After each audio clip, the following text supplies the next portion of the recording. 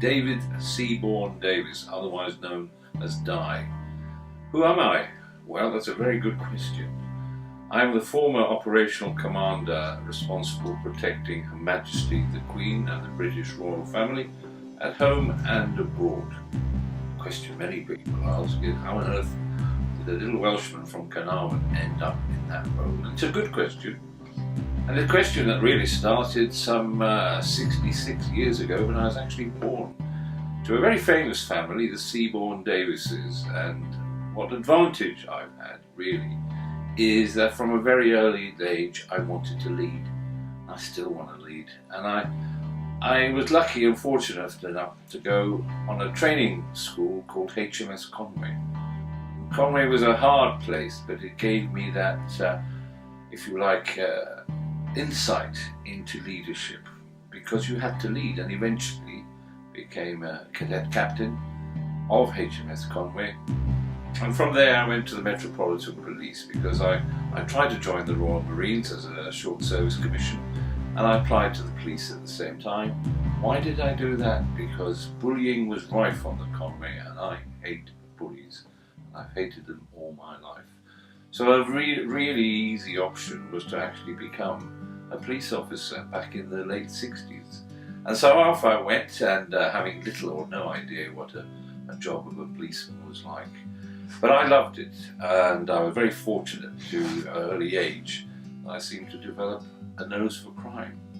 And through a variety of really exciting things, from armed robberies, I very soon became a plainclothes vice officer working undercover, and I did that off and on for many, many years.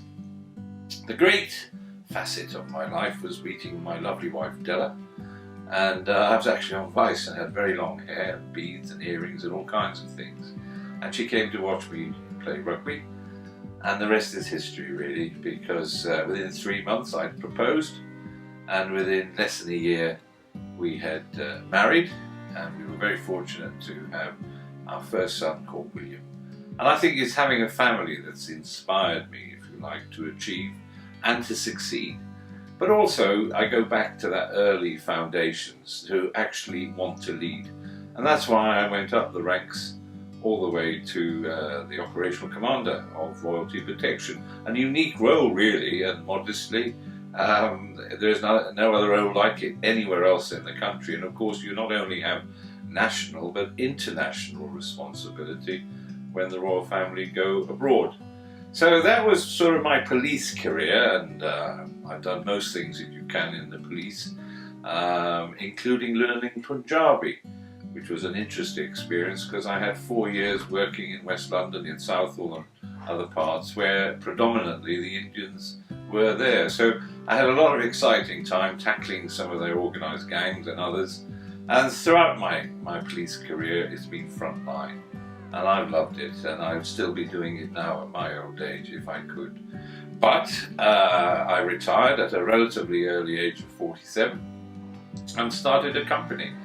And arguably I've had a more interesting, or as interesting, career going around the world advising on safety, security, working all over the world on murder cases, kidnap cases, blackmail cases, and everywhere really, from Jamaica, where the government there, the Home Secretary, asked me to advise on how to tackle their criminal gangs, all the way to Siberia, where we advised a multi-oligarch type on protecting his oil terminal. So it's been incredibly interesting, including quite a famous case in Japan, the murder of Lucy Blackman. These and many other cases, both in Europe and the United States, have provided me with that adrenaline and that excitement that I really love, and I still love.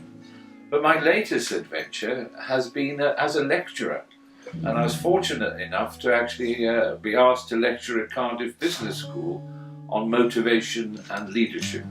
One of the most exciting things that I've developed over the last few years is actually lecturing at sea on cruise liners. And for the last 3 or 4 years now, I've gone from a very small beginning of 2 or 3 lectures. Now I have a portfolio of 9 lectures, and I'm working on the 10th.